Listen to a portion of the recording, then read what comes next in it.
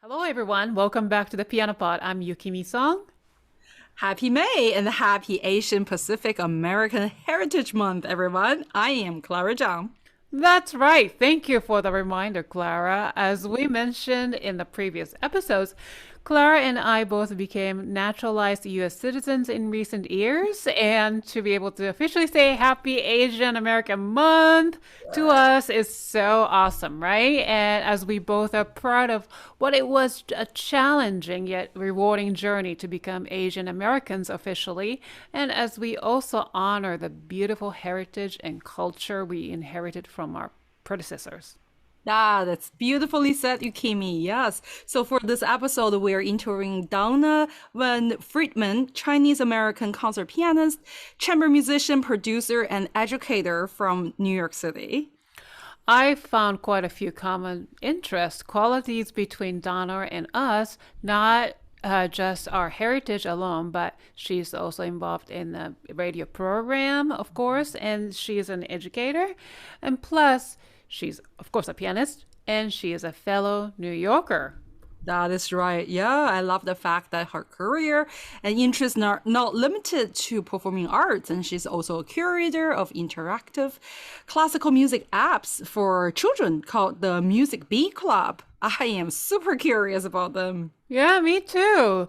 Oh, so by the way, for anyone listening or watching a show for the first time, welcome. We're both classical pianists and piano teachers from New York City, and this podcast is for anyone who plays the piano for fun, loves listening to the piano music, or for someone who is currently pursuing a career in piano or works in the industry professionally, or anyone who is simply curious about the world of piano music.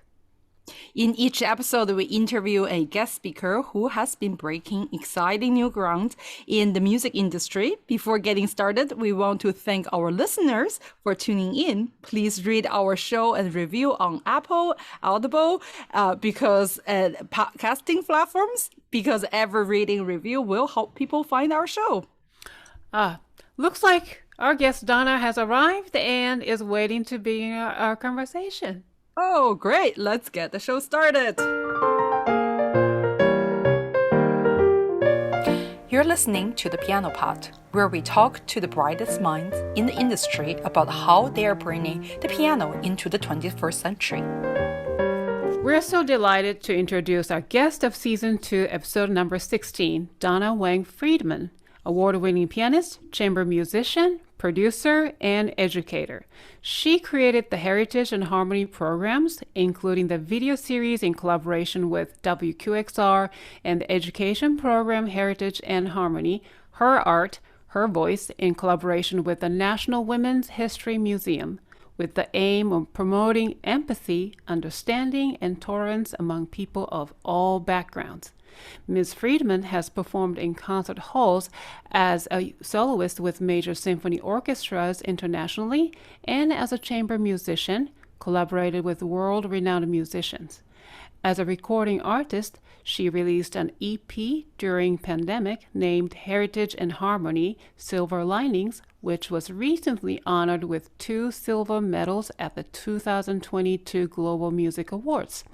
Ms. Friedman currently serves as a faculty member at the Mannes School of Music while conducting master classes worldwide, including at the Shanghai and Beijing conservatories. She's also the creator, developer of the Music Bee Club, interactive classical music apps for children, which was produced by 19-time Grammy Award winner David Frost. So we are honored to have you, Donna. Welcome to our show. Thank you for being here. Thank you so much for coming to our show. Thank you so much for having me. I love your show. Oh, thank you. I That's know. great. Thanks so much. Thank you. And, oh, thank you. And Donna, we love your radio show, by the way, and we're very inspired. So, as we just talked about being a host of the radio show, we have so much actually in common, right? And we're not only fellow New Yorkers and also pianists and educators, but also I love the way that you are reaching out and to your audiences and community by way of talk show, for example. And that's very inspiring. That's exactly what we want to do through this podcasting. So, and another common denominator, I guess, to say is that Clara and I just became officially Asian Americans. So before the pandemic. Congratulations. Yay. yeah. American. Yeah, so I know we have so many questions, and that's also that. And Clara, you also have. I mean, you are such, an entrepreneur as well. And we heard about this app. I believe it's called Music Bee or. Yeah, the Music Bee Club app. The Music Bee Club is the general term, but it's the apps were. I created them. This is a while ago. Yeah. And the first one was The Flight of the Bumblebee, and the second one was The Swan. The idea was. The impetus was back in 2008, the New York City public school system announced that they were cutting back on music classes. Wow. And art, the whole impetus was for math and science. And I have two kids who are now grown, but back then I had little kids and they were always surrounded by music. Yep. And it kind of broke my heart that I thought, that not all kids are going to be able to have music. Exactly. So I wanted to do something, to kind of bring music to them. And in the beginning, I started writing these stories to short, famous pieces of classical music. And the idea was to, bring out and teach children how to listen to the inherent storyline in music. So I created these stories, and I was, that was in the day, I'm so embarrassed, of the cassette, right? And the cassette books. Right? 2008. Wow, yeah, that's true. Yeah. I was going to, make these cassette books. And as part of it, one of the president of Starbucks Entertainment, Starbucks at that time had an entertainment group. I see. And I sent him this proposal. I showed him what I was doing, and he loved it. He said, "We are going to publish these." And then within a matter of months, they folded. Wow. And my husband, who is a mathematician, very much into the, he's interested. He reads about everything technology. Right. He said, don't do a cassette book. You're going to end up at the bottom of the bin at Barnes and Nobles, right? Yeah. There's this new thing called the app. Wow. Very new. So I was very interested in that, but it took me a couple of years to learn about it. Right. So a few years down the road, things were coming together, and I invited my friends. I asked them would they please, record with me. So Carter Bray, the principal cellist of the New York Philharmonic, he recorded The Swan. It's the most beautiful swan you've ever heard in your life. And Liz Mann recorded Flight of the Bumblebee, and my friend David Frost, who is, by the way, I think he's either 20 or 21 Grammys at this point. Oh my goodness! Oh wow! He produced it. And I have to say, they were just really beautiful apps. And my daughter at the time was just about in high school, and she's a very good artist. So she did the animation. So these were animated. And I became a door-to-door salesman. I went from I love that. one school to another. Right. I didn't know how else to do this. We didn't really have internet like we do now. I wasn't very savvy about any of that stuff. You're already very savvy. Yeah, I didn't even apply for grants. I mean, I paid for everything out of pocket. So I went from school to school. I went to charter schools, and it was so worth it because just seeing how these kids, how they lit up, how excited they were, and they said, "How come we never hear music like this?" And what was interesting to me is that I created these apps for younger kids with the idea of inspiring kids from ages 2 to 6. But when I brought it into the schools, the creative writing teachers used them to teach kids how to write short little stories. Oh my gosh, that's amazing. It was an incredible experience until I ran out of money and I just couldn't fund it anymore.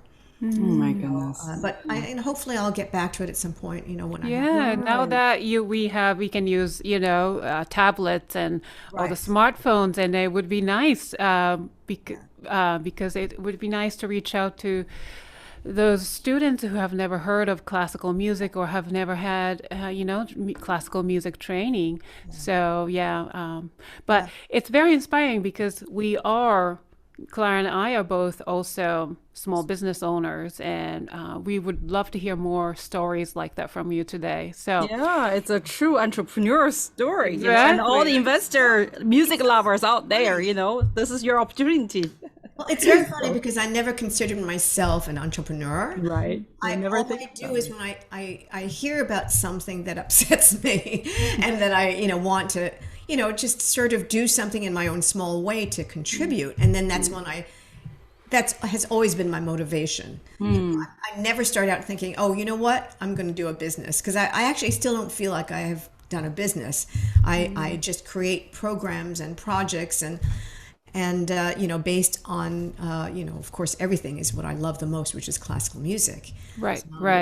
But now I'm able to communicate more because we have the internet, we have this ability to do virtual programs and reach out to a broader audience. So, yeah, exactly. And with this technology, what's amazing is that we can reach out to people who never had the access of this amazing premium sort of education, right? Because classical music could be that way or could appear that way, but it's not. And what you're doing is making all these wonderful things accessible to everyone. That's really amazing. Now, so we want to know where your musical journey started. I was 6 years old and growing up with my family in Forest Hills, Queens, in a very traditional Chinese family. Oh, cool. And my pet parakeet, Green Spot, died. Oh. And I was devastated. Now, he was my pet in the sense that I loved him, but my older brother, who is my half-brother, 9 years older than me, really took care of Green Spot. But I was devastated. I'd never had a pet. I never had a loss like that in my life. So I just couldn't stop crying. And my mother, who is very superstitious, Chinese are, very superstitious, she said, you have to stop crying. It's bad luck. Right. All right? Everything is bad luck. Sounds like a Chinese mother. And I tried, but I would just think about Green Spot and I'd burst into tears again. So, this lasted a while, So finally, my parents decided to buy a spinet piano. And my brother, who, older than me, started taking piano lessons. And it wasn't his thing, especially not classical music. But I love that sound, and I would tinkle on it. And he was playing for Elise. And then one day I just got up and played it. Oh my God. My parents said, you know what? Maybe we should be giving her piano lessons. So Right. I started taking lessons, and within 6 months, I was at Juilliard pre-college. And I think I was the youngest student there for a while, Sure. Yeah, so I started Juilliard when I was 7. And it was like, heaven on earth for me. Spending all day Saturday with other kids like me who loved music. And I had the most loving piano teacher. And it was that, I was at the old Juilliard at Claremont Avenue, which is now Manhattan School of Music. Sure. Then we moved to Lincoln Center. Right. But, my memories of Claremont Avenue, of that old building, oh my God. And then after that, after so many years of training, and you studied at Princeton? Yeah, so what happened was, I did very, very well growing up. I won every competition that I entered. I was performing everywhere. And, I was the first winner of the New Jersey Symphony Orchestra competition. So I was touring New Jersey with the New Jersey Symphony when I was 15, 16. And you were studying with Adele Marcus, right? Or... That was for masters. Oh, okay. That was later on. Yeah, she doesn't teach she never taught in the pre-college. But I also skipped 8th grade, so I ended up going to college a year earlier. But what I wanted to do, I could have gone to Juilliard. They were very, very kind. They when I decided to go to Princeton, they said you can come back anytime. But I wanted to broaden my horizons. I wanted to learn more about literature, politics, history, because I thought, that would make me a better artist also. Right. But I just, had this, thirst for learning. And I fell in love with the Princeton campus. So I went there for 4 years. It was probably the best decision I ever made. I think for my musical career, I I don't think it was the same. My friend Jimmy Lin, the violinist, he always teases me because he said, "Oh, you're so lucky you went to Princeton." I said, "But when I went to Princeton, you were off performing at the White House and you became a student." Because Jimmy and I played in the same chamber music group. I see. So, my trajectory, became a little different from a lot of my friends and colleagues who were at Juilliard Pre-College. But I enjoyed every second of it, and the connections and the people I met and what I've learned. I hold so dearly to my heart, and I'm still very, very involved at Princeton. That's beautiful. Yeah, I studied with Edna Golinsky, in her Princeton summer festival there. It was, I spent just 2 weeks there. It was so beautiful, and now I have a student that have a house there. Sometimes I go visit. Oh, really? That's such a refreshing place, Well, then you should stop by because I have a masterclass series at Princeton now. Oh, great. Maybe. We have, invite all my extraordinary colleagues and friends to give master classes to these amazing students, and then do a concert afterwards, and it's all free to the public, to the community. Oh wow! I've definitely had my students come to those. Maybe I'll come with them. I mean, we didn't do it over the pandemic. We started up in the fall with Jenny Coe, and then Omicron hit. So the university's been very careful. They have to be. So hopefully in the fall we'll start up again. Yeah. Then you moved on to Juilliard, getting your master's, and you studied with Adele Marcus, the famous piano teacher. Recently, we've got to interview Lowell Lieberman, who is composer, and then you know him. He's a good friend of mine, and I've played his pieces a lot. I actually gave the New York debut and the U.S. debut of a couple of his pieces. Yeah. Wow, really? Yeah. So, he was telling, we got to talk about Adele Marcus because one of the pieces he wrote was dedicated to her. So then also we talked to Jeffrey Eagle. Yeah, he was telling me about Adele Marcus. So what was the impression? What sort of legacy you carry about her? Well, Adele Marcus, I have to say that our lessons were pretty extraordinary. My lesson was Monday evening. I was the last one of the day. And it would always start out with my playing for her and her teaching me. And, she would, demonstrate, how, many things. And I learned so much from her. But what I learned the most from was after I played, because then she would play for me for about an hour or two. And, Adele, she, I think, was one of the greatest pianists that ever lived, except for she had such stage fright she couldn't perform. I mean, there's that famous story that she vomited on the keyboards right before the Schumann concerto. Wow.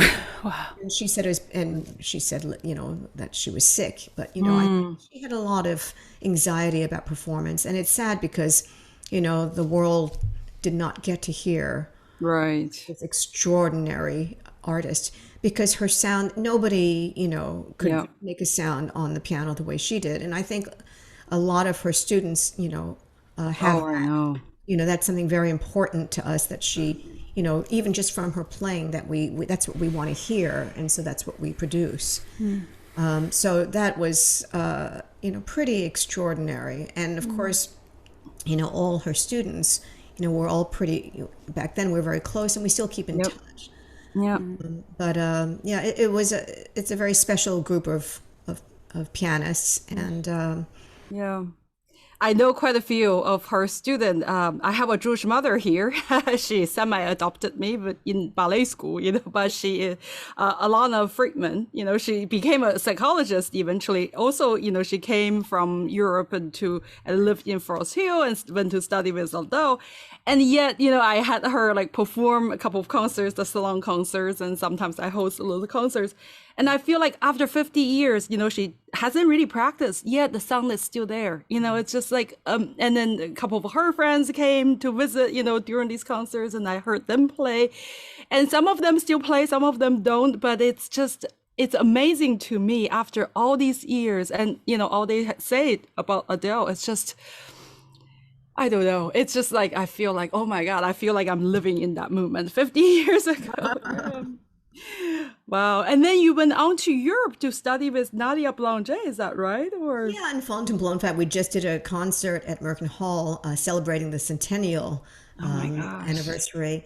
And that was a very special, special time. She was already quite ill. It was when I studied with her, it was her last summer on Earth, and she died the following year. But boy, that what an experience. First of all, my first lesson with her, I was invited into her apartment, and her assistant came out and said, Mademoiselle Boulanger is not feeling well today. And I was thinking, oh, thank God, I'm so nervous that I get to go back, She goes, but she would like to hear you play. She will be in her bedroom listening, and you'll be in the living room playing. And I had never had an experience. That was nerve-wracking, So I sat down and started playing, and she was in the other room. And after I played the Bach Chromatic Fencing Fugue, and after a few seconds, I hear this very frail voice, very frail voice, like shout out to me something in French. And I didn't know, what do I do? Do I stop? Do I keep playing? I just didn't know what to do. I kept playing, and then I hear this frail voice again, straining to communicate to me. So I stopped, and there was silence. So I kept playing. It was so nerve-wracking. At the end of my performance of playing that piece, the nurse's aide came out and said, Mademoiselle, thanks you very much for coming today and playing for her, but she's not feeling well, so maybe come back another time. And then all of a sudden, that same frail voice starts speaking in French to the attendant. And the attendant says, I'm sorry, could you just wait one moment? Mademoiselle wants to see you. So she goes back in, and it seems like an eternity later, but she wheels Mademoiselle Boulanger out. And then she takes my hands, and then she starts talking to me. And she talks about color and phrasing. And then she says to me, she just held my hands, and she said, I have the hands of Rubinstein. I don't know, which, I doubt. I have very small hands. But anyway, but then she said to me, and my French wasn't very good, and I understood her for the most part, but my speaking was not, fluent. And then at the end, she said to me, trois morceaux, which in French means three things, three little things. And so I thought, oh, okay, so she's telling me to remember those three things. She talked about color, phrasing, and I forget what the other one, but anyway, so I remembered that trois morceaux, and I left, and I felt really good. And then the next day I received this little invitation, handwritten note, inviting me to have dinner with her. And I thought, wow, that's incredible. Right. And then at the last minute, I got another message canceling because she wasn't feeling well. But it wasn't until years later, when I was talking to a friend and reminiscing about this time in Fontainebleau, and about my experience and about trois morceaux, when my friend said to me, trois morceaux is the name of three pieces that her sister Lily Boulanger wrote. She was telling you to learn them. Wow. And then I said, oh my gosh. So at that time, we didn't have the internet. I couldn't find it. It was hard. G. Shermer's didn't have it. But I eventually did find it, and I recorded it for my WQXR program, Her Music, Her Story. Oh my gosh. When I shared the story, because we did my co-creator and co-host, Allison Charney, we did, one of the episodes was called The Three Bs. We reimagined the three Bs for women. And of course, one of them was Lily and Nadia Boulanger. So. I see. Wow. So you have all this amazing training and lessons from, these famous people now. So now I want to focus more on your career as a pianist first. And so can you tell us maybe earlier years where you were touring internationally more often? And I think I heard a little bit of a story from one of the video clips I watched, but maybe if you could share some of the memorable moments or anecdotes? Yeah. Well, I did tour quite a bit when I was younger. Probably the most emotional tour was when I went back to China with my family, with my parents, and I performed with the Shanghai Symphony, and I gave solo recitals. But it was so emotional because I went back to my mother's hometown. I went back to my father's hometown. And I think, when you're growing up and you hear them tell their stories, and you're a kid or a teenager, you kind of like, yeah, Right. there they go again, right? But when you actually go back and you meet their family and you see, where they grew up. My mom grew up in a very wealthy family. And when, she fled China, my parents both left their hometowns during the Japanese occupation. And then the Cultural Revolution came, and her father, my grandfather, was imprisoned. And the house that she grew up was given to 36 families. Right. Wow. No. And that's what I saw. Wow. And also with my father, when he was imprisoned during the Japanese occupation for starting an underground Chinese school. The only reason why he was let go was because the prison guard, one of the prison guards was Japanese, was married to a Chinese woman, and their son was my father's student. Oh my So God. the guard came in the middle of the night and set him free, but said, you can't come back. And that's when my father came to this country. But, his school later, much later, really became one of the top schools there. And so visiting that school, I will tell you, was an experience I'll never forget, because when I walked into the elementary school, on the walls was a mural of my father's story. Oh my gosh. I want to know about heritage and harmony, because to me, I really love the combination of heritage and harmony, those two words together.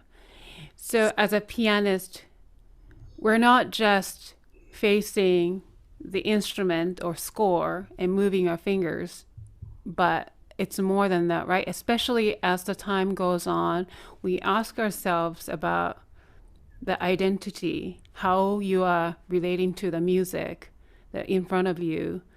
And so I am still finding my way too. And now that I'm American, but also I am the, let's say, product or a descent of Japanese occupation in Korea too. So my grandparents moved, and we had such a hard time in Japan, all the discrimination we had to deal with. And, the war is just an awful thing always. Yeah, because usually people are on both sides are innocent, right? But Of course. yeah, but somehow just war happens, and the aftermath is it's just chaos, and it takes so many generations to get over that, or we'll never. Yeah, we don't know. But so think of heritage and harmony. I really love the combination. So can you tell us more about heritage and harmony? So, I know you have different projects according to heritage and harmony, but just in general, what's your idea? Where did you come up about with this heritage and harmony combination? Well, what happened was right in the very beginning, when the coronavirus, word about that started spreading from Wuhan, China. It was a wonderful, beautiful, March afternoon, 1 p.m., middle of the day. I was walking my dog in Central Park when a very large man comes rushing towards me, and starts screaming in my Oh my gosh. every anti-Asian slur he could think of. I mean, it was just awful. And then he said, and he screamed, "Go back to China or get what you deserve." And he was so close to me, and I'm very petite. I'm 4'11", and he was huge. I thought he was going to hurt me or push me or something, but luckily people were walking around, Sure. and he ran off into the park. And I ran back home with my dog. And I literally did not leave my apartment for 7 months after that. Yeah. This is before, So the sheltering, at home started. this is like January of 2020. This was early March. Oh, early March. Yes. I remember that. Right. So, my husband said, you really have to go outside. So he got me pepper spray. I said, I can't use pepper spray. That can be used against me, right? And then my husband said, well, why don't you just walk with me? And, if I were thinking rationally at that time, I would have said, yeah, that makes sense. Yeah. But the truth is that I didn't want to be seen because I didn't want to be blamed. I realized that people who didn't know who we were, who we are as Asian Americans, they blamed everybody who looked like us for the virus. And so I stayed home and I listened to a lot of music and I did a lot of thinking. And it's interesting that that horrible incident actually made me more aware of my Chinese heritage and my Chinese identity. It got me so much closer. And I was thinking about my parents and what they gave up to come to this country. To give me, my life filled with opportunity. Yeah. And I started reading and watching TED Talks, and I came across this amazing TED Talk by author Chimamanda Adichie. He said that, the problem with, the single story is that it's one-sided. And that creates bias and it creates prejudice. She said that we need to all share stories so that we don't have that racism. And that's when it hit me. I said, you know what? I want to do something through my music and share the stories of Asian American classical musicians so that maybe people will get to know who we are. Right? So and that's how I created the first Heritage and Harmony virtual concert series with WQXR, sharing the stories and the music of leading classical musicians of Asian descent. And that was the first thing that I created for that. And then, it was a long 2 years, right? A lot happened during those 2 years. Yes. And so I started thinking so much about how lucky I was, as you know, to have had great teachers and great role models. And I was thinking how so many children are not as lucky and they don't have role models. How are they going to know that they can be a great clarinetist if they never hear, Anthony McGill? How are they going to know that they can be anything they want to be if they don't have the opportunity to hear somebody who looks like them, especially for girls? And that's when I created Heritage and Harmony, Her Art, Her Voice, in collaboration with the National Women's History Museum. And this is basically a program of role models of outstanding women, trailblazers in all of the arts, not just classical music. So Misty Copeland, prima ballerina, her story is remarkable. Yes. So it's from fashion design to Broadway stars. The star, Crystal Joy Brown, she is the lead in Hamilton on Broadway now. All these extraordinary women were so excited to do this because they wanted, they believed in the same, vision that I had. And And then you have this Heritage and Harmony live in concert, which is today is May 11th, so it's coming up in a few days. And unfortunately, by the time we air this episode, it's over. But it takes place at Tenry Institute this weekend. So can you tell us a little bit more? Because it sounds very interesting. It's not you are part of the concert, but it's not just a musical concert. Sounds like you have the storytelling to dance as well. So, Yeah, so this is my celebration, my party, and it really takes a little bit from each of my programs, including my EP, pandemic EP, Heritage and Harmony Silver Linings. And what it celebrates is bringing people together through stories, music, and dance. And I'm, very, very grateful to the artists who are featured on Sunday. They are extraordinary. Soprano Marsha Thompson, cellist Sube, who was featured in the original WQXR Heritage and Harmony, and what she's going to bring on Sunday is jaw-dropping because she created an arrangement of arirang, the Korean folk right. Arirang, yeah. for 12 cellos, and she performs all of it. It's just, and she's going to do it on Sunday. And also the extraordinary dancer Hannah Ginsberg Tarash will dance 2 world premieres choreographed by Ariel Grossman. The first one is to the music of my dear friend Stefania De Kennedy, who wrote an album called Microvids during the pandemic. And so 3 of the excerpts from that album Hannah is going to dance to. And then the second dance is to one of, well, this is very emotional for me because it is a dance called Never Fade Away, and it is part of my father's story. And so it is going to be a wonderful celebration. And 3 of the composers that whose music I'll be performing will be there. Kim Sherman, Stefania De Kennedy, and Beata Moon. Henry Ung is in California, so he's not able to come. But, so I'm really looking forward to Sunday's program.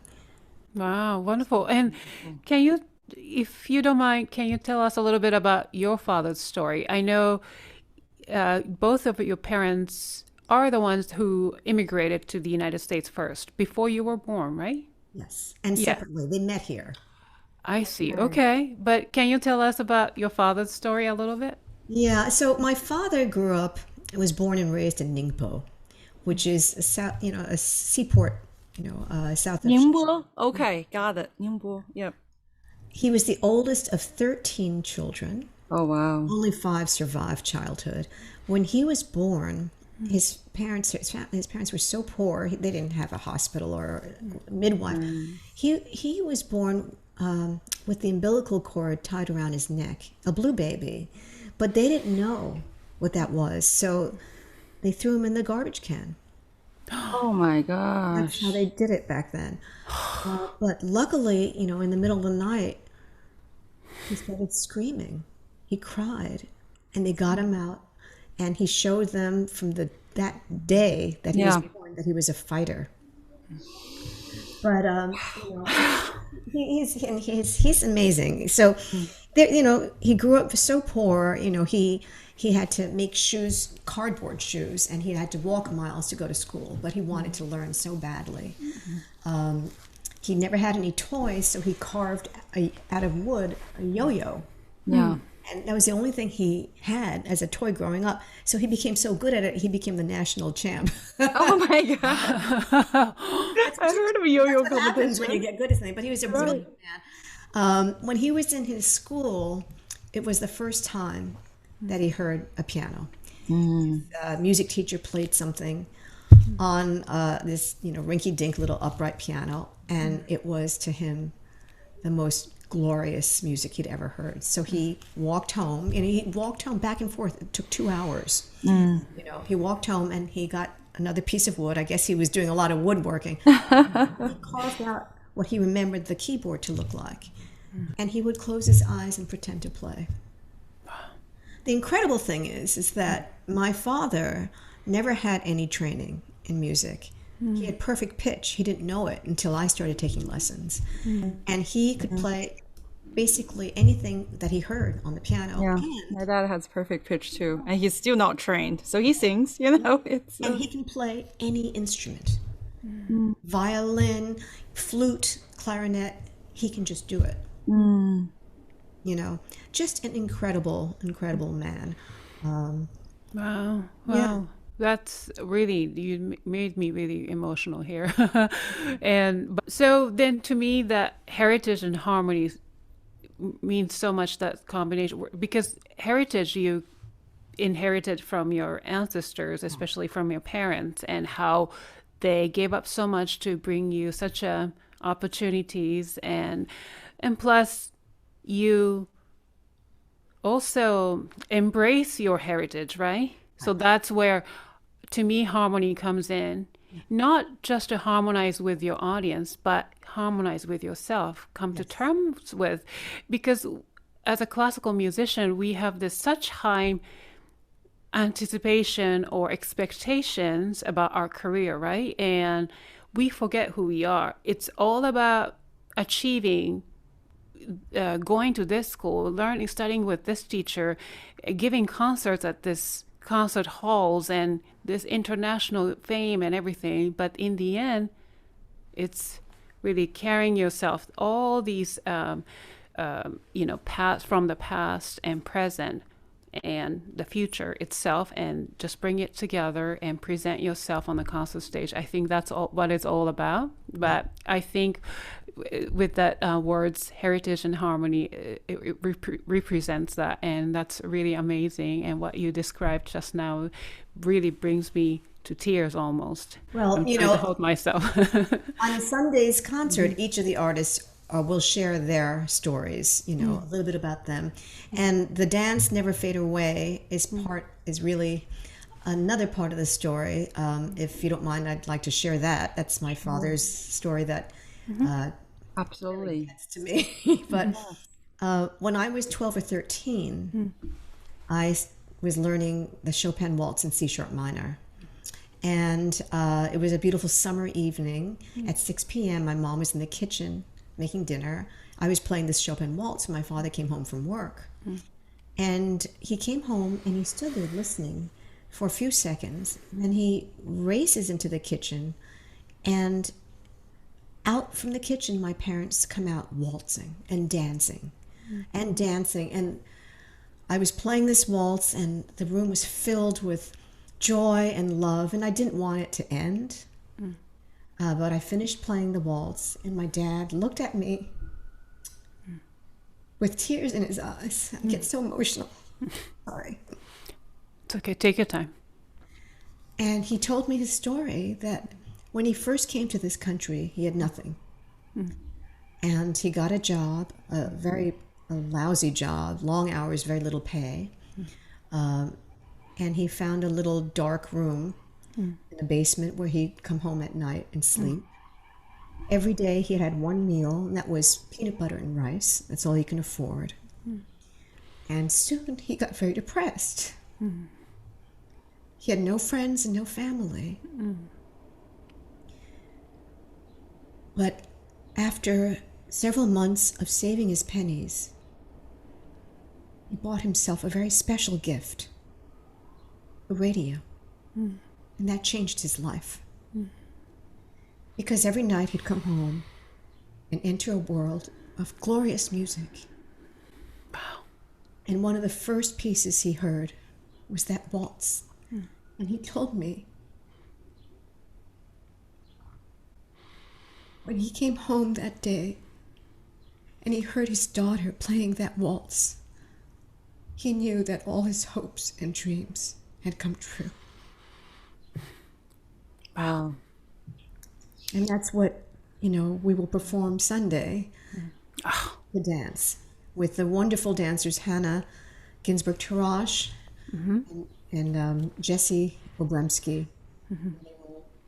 They will reenact my parents. Well, I'm coming to the concert. I hope we can. I am too. And thank you so much for sharing such a personal story. It means so much to us. And so music is really all about that, right? How you are in touch with yourself and bring that to the audience. So now I want to kind of shift gears more toward you as an educator. And so I know you are a teacher at the Mannes School of Music right now, currently, and also you give lectures and master classes at Princeton as well. I have a masterclass series which I curate at Princeton, and I invite all these, world-class musicians to come and give masterclasses to the students. Yeah. Okay. Yeah. And then so first question would be, what do you see in students these days in this new generation with all the tech gears? What do you see in students? Well, I teach in the preparatory division, the prep division at Mannes. So I teach the younger kids, The younger one. through high school. And, Mannes is a very special community. I love teaching there. I've been teaching there since 1989. Oh, It is like a family. you must know my teacher, Hugo Goldenschwick. Of course I know him. He lives across the street from me. Of course, yeah. I think that the faculty is extraordinary, and the families who come there are just wonderful. It kind of reminds me of when I was up at Juilliard in the pre-college at Claremont Avenue, that kind of feel, So my students are amazing because they understand what it is that I'm trying to teach. I'm not trying to make them into automatons and robots and with the best incredible, the fastest passages in the world. I teach them what I did as a kid, and what I continue to do is I tell stories through music, and I ask my students to tell me the story that they're trying to tell me through their music. Especially the little ones. They start from when they're very young. I say, what does this piece, what is the story you want to tell me? And they love that, and it it definitely shows in their playing. So it's very gratifying, and I really enjoy. Wonderful. Your students are very fortunate to have you as a teacher. I wish I had a teacher like you when I was growing up. But so then, we've interviewed so many different artists, and some would say, oh, music education, piano education has changed since my time. Or it used to be more, you were able to just focus on music, and especially at the conservatory level, where you can just devote yourself into practice, and you can also while studying you can give concerts somewhere else. But these days you are required to learn this literature and other subjects, although you are at the conservatory. What do you think of that? What do you think of being a musician or pianist of this new generation or 21st century, for that matter? Oh, I think it's very exciting. To me, as long as you keep learning and have an open mind, I think education is not limited to schools. Education is life. And you can go to the top schools and come out not really knowing what you need to know in life. I think these days there's so much opportunity in every kind of school, even online education. Right. And it is really what you make of it and how open-minded you are. I think to me that is the most important thing, is that you don't learn because you have to, or you feel like you need to achieve this in order to get to that. You know what I mean? These are not the goals that I, have ever aspired to do. I mean, it's always been something, of a bigger picture, a broader outlook. And so, I kind of like to encourage and support my students into thinking a little bit out of the box. Going to school, of course, is wonderful. Education is important. Technology is great. But being true to yourself and being open-minded, and, I think those things are as valuable, a part of education as anything else. As an educator, we also want to bring them more pieces written by different composers, not just our regular go-to composers. So, and especially contemporary living composers, female, or composers of color, for example. That would be really exciting, right? So then I know you have this pieces by Kim Sherman, Unfathomable Things. It's a 15 pieces for solo piano for your students. I think you asked her to compose for your students. Can you tell us? Yeah, there are 4 out of the 15. There were 4 pieces that were commissioned with the idea of having Kim work with 2 of my students, two girls who were in high school at the time, because I wanted them, first of all, to have that experience. I think that new music has been kind of given like a bad rap. And I think people think it's just this, outrageously weird music. People just shy away from it because they think it's going to be without melody, without harmony. And that's just so far from the truth. And then I also started thinking that for, the younger kids, there really isn't a lot of new music there. There's a gap there. So I talked to Kim about this. She thought this would be a great idea. So the 4 pieces called, part of the section is called 4 Moods, were commissioned by 2 of my families for 2 of my students. And Kim would come into the lessons and talk about the music that they wanted to create together. She wanted to learn about them, what they enjoyed, what their thoughts were, what kind of music they wanted to play. And that's how those 4 pieces came to be. And then it became part of the rest of the album, Unfathomable Things, which, I recorded. And I'll be performing 1 set of this folio on Sunday, The Quiet Poems, which was featured with a video that we created that, on I Care If You Listen. I just feel like you have such a way of bringing classical music to, this contemporary world that we live in. How do you or as the educators, how do you think we should keep this tradition going? Like, what do we need to do? And also just for the younger generation of, musicians, teachers, even students, what do you think we should keep on doing to keep this tradition? As I said, I follow my heart, and I just love classical music. I love music from every age, every era. And I've always, ever since I started playing the piano, really, at Juilliard, I've always played and performed pieces that most people did not play, not in the regular repertoire. I have my teachers to thank for that. Right. I think that's how you learn. And I've always wondered, the piano repertoire is so huge. Why are we listening to the same pieces at every concert?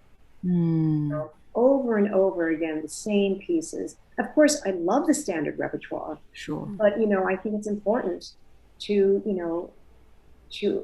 introduce our students, at a young age to composers who are, not perhaps played, on a regular basis, but should, for instance, like Cécile Chaminade. Cécile Chaminade's music, the piano pieces are just charming. Yeah. Beautiful, beautiful, but nobody heard of her. They don't know her story. And that's one of the reasons why we created Her Music, Her Story, is to share the music and stories of overlooked women composers. Everybody naturally goes to Clara Schumann for, as the female representative, and her music is great. And I'm really happy that people, celebrate her music. It's wonderful, but there's just so much more, right. And if the teachers take the time to look for repertoire, by underrepresented composers, they will find a wealth out there. Right. And this also, you become a role model. So, your students do that for their students, and that's how things grow.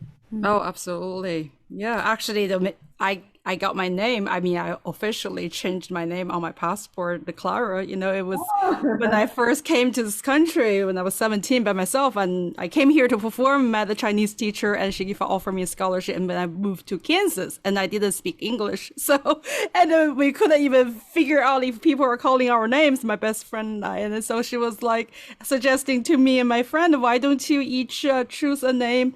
So I became Clara from Clara Schumann. She became Nadia from from Nadia Boulanger. Definitely. And, you know, we've been, and I do think that we still carry this heritage, you know, from like that's passed down to us. And because of our teacher gave this like, and we were, you know, she got her doctorate from in Arizona. And I really do feel like sometimes even just that tiny bit and you become so curious and so be educators. Right. And then I didn't get to talk about this, but you have this radio show of her music, her story on WQXR, and I got to listen to a few episodes of it. And you feature one composer. I got to listen to Clara Schumann and Chaminade also, and it's really nice how you're introducing their music to the audience. Can you tell us a little bit about it? Well, you know, we have it was a mini series in 2019 before the I see. pandemic. And so the 4 episodes, the one was The Extraordinary Life of Clara Schumann. The second one was 3 Bs, which is our, you know, reimagining 3 Bs. Then the Cécile Chaminade, her story. And then the 4th one was Women of Today. And that features Jennifer Higdon and, you know, some wonderful contemporary female composers. And the idea is to share their stories as well as their music. Right. So, you know, so that's something that I think is important. Again, storytelling to me is very important in creating a human connection, especially with new music. I think, you know, we want to get rid of that barrier, you know, that fear of new music, and the best way to do it is by sharing stories. You know, to let them know about, you know, we're all people, and composers today, you know, could be the Beethovens of tomorrow. Oh, you know, for sure. Beethoven's music, you know, wasn't always, you know, cheered when it first came out, right? In Eroica, when it first came out, Berlioz said it was, you know, whimsical, right? I think it was Verdi's La Traviata was booed because there was another previous La Traviata, which no one hears anymore, but people what they're used to is what they want. Sure. Something new they don't like. So I just you know, I want the audiences to understand that new music, you know, all music was new once. Yeah, that's beautiful. And you are also a board member on Channel 13, right? And that also helps educate you know, the broader audience, I feel like. Is that a program they also have the same programs that you produced from other, are they collaboration or? No, so I'm on the Friends Advocacy Board. So we help, so for instance, when in 2020, I don't know if you saw PBS's documentary, you know, Asian Americans. I heard of it. I don't have TV, unfortunately, anymore, but it's incredible. So when that came out, I helped with the other members, the executive director of the board. We created a website to share the stories of Asian Americans in the New York, New Jersey area, and to go with that. And I also shared my story, and they actually. It's very funny because they use a snippet of my interview, the story that I shared on PBS on quite a few occasions. So I would, you know, get people, you know, calling me or saying, "Oh, I just saw you on PBS." You know, it's like for a while they were doing it like every 2 weeks or a year, something like that. But yeah, so we do things like that. We try to support, you know, communities. Yeah. You're such a storyteller. I mean, you made me teary, almost cried during the show today. And such a wonderful story you shared, and appreciate that. Now, I know this is just a little uncomfortable maybe to talk about, but maybe important announcement to all the musicians and especially uprising young musicians. So you had unfortunate injury on your wrist. So can you tell us about that? Well, it's not actually my wrist. It was my elbow. Oh, okay. Pinched nerve on my elbow. So I'm still wearing this. Here's my elbow brace. I wore this for 2 weeks straight, and then now I wear this at night when I go to sleep. So what happened was at the end of March, I felt a searing pain in my elbow, searing, like nothing I've ever felt. Have you ever hit your funny bone there? Yeah. Like that, but never stopping. Oh my God. Oh my gosh. And then the scariest thing happened. I lost the feeling in 3 of my fingers. Oh my God. Oh. This was at the end of March, and I had all these concerts in May, and I canceled a couple of events in April, and I was really quite freaking out. I had MRIs done, everything. I went to see a hand surgeon, neurologist, and they all said, yes, this is from the nerve in the elbow. It's the ulnar nerve, and it leads directly to the 3 fingers. And if you don't catch it quickly enough, you could learn a lot of muscle. You could lose a lot of muscle and nerve damage. So I immediately started doing occupational therapy, physical therapy, nonstop, wearing braces and stuff like that. I have my 2-pound weight here. I have my finger strengthening exercises, my squeezy things. So I do all of this. I go to therapy 4 times a week, and I do this 7 times a day. Oh my God. And because I was not going to, lose the ability to play. Sure. And thankfully, on May 2nd was my first concert since the injury. And, I'm fine. Everything is fine. But this is the important news. I didn't fall. The injury came from 2 years of the pandemic, being in front of my laptop, leaning on my elbow. Oh my goodness. And my doctor told me that he has treated so many people for similar things and carpal tunnel, which is why I'm wearing the wrist thing when I'm near the computer, because I want to make sure I give it support. Nice. And I also have a cushion now that I lean my arm on and not the elbow. So this is my cautionary tale, and not just pianists, to everybody. Yeah. Do not sit there leaning on your elbow, because this nerve is so fragile. Wow. That is, oh my God. I thought it was coming from piano. I thought maybe. I've never injured myself a day in my life from piano, probably because I don't practice that much. But this is all from because I spent so much time during the pandemic doing all my programs. Everything is, writing. I write more than I practice. Yeah. So, that's the cautionary tale. Oh my gosh. Well, that's actually a perfect spot for us to ask our traditional question, the last question of our show. What is your advice for young musicians or upcoming, or even teachers or, musicians that are teaching, living, working a lot, too much sometimes? Yeah. Well, I think having a balance in life is really important. I think just because we're musicians, we need to be outside in the sunlight, we need to be healthy, and we need to experience life. That's what I think is the most important thing. If you're a composer, you need to know literature, read, experience life. If you're a performer, you need to know about people. You need to understand, human connections, because that's what music is about, is making human connections, So the more you're exposed to art, literature, I think that's part of an education process that I think a lot of people who think, oh, you just go to conservatory and play. That's not going to make you a great musician. You'll be a very good, at your instrument. Or you could also, if you overdo it, if you don't do it correctly, you can have injuries. Right. And that's something you really want to, stay away from. So I think having a balance in life, and of course, I always tell, my students that, if you want to follow a path in music, you really have to not be able to live without it, because it's hard. It is. Yes, absolutely. I can't imagine my life without music. That's just the way it is. I just can't.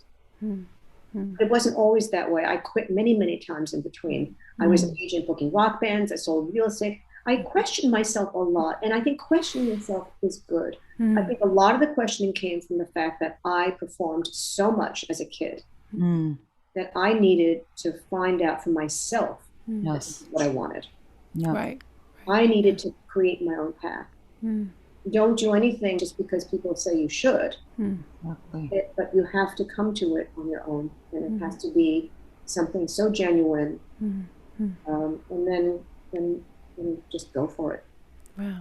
Oh, that's so beautiful. Thank you so much. Thank you. Yes. Thank you for all the wonderful conversation. Now, before we go, so I know on May 26th at Green Space at WQXR, you're having this wonderful concert to celebrate Asian Pacific American Month.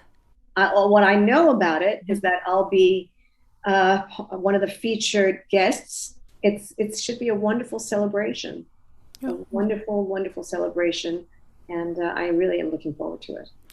Great. And it will be live streamed. Oh, live streamed also. Great. So all the information will be posted in the description section. So you can, for those who are watching, listening, can just click and then get the information.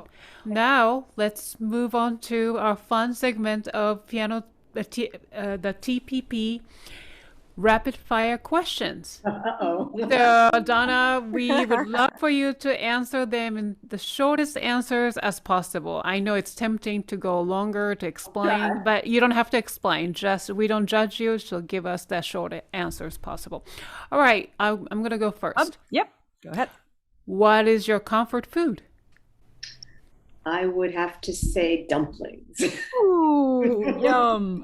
Cats or dogs? Well, we have a dog. Oh. Dogs. What is your word or words to live by? Follow your heart. What is the most important quality you look for in other people? Kindness. What is the worst quality in people you want to stay away from?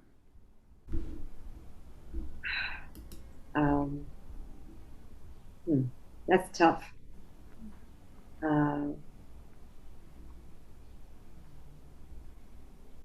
It's tough. Envy, anger, racism. Yes, Yes, definitely. absolutely. Name 3 people who inspire you, living or dead. The great pianist Radu Lupu, who just recently passed away. I'm going to ask. Yes. My first piano teacher at the Juilliard School, Mrs. Jean Rose, and my parents. Oh, Wonderful. Name one piece in your current playlist. Only one? Yes, just one pops into your head. Okay. Space Between the Fish and the Moon by Chinri Ang. I need to check it out. Yes. Name one book title in your library. Gone with the Wind. Great, great. Cool. You get only one song or piece to listen for the rest of your life. What is it?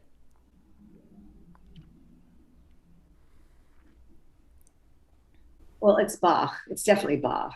Yeah. Which Bach? I don't know. It's just Bach is good enough. Yes. That's Right. right. Yep. And last question, last not least, music is fill in the blank. What is music? life. Music is Wonderful. ding ding ding ding ding. Yay! You're done. You won.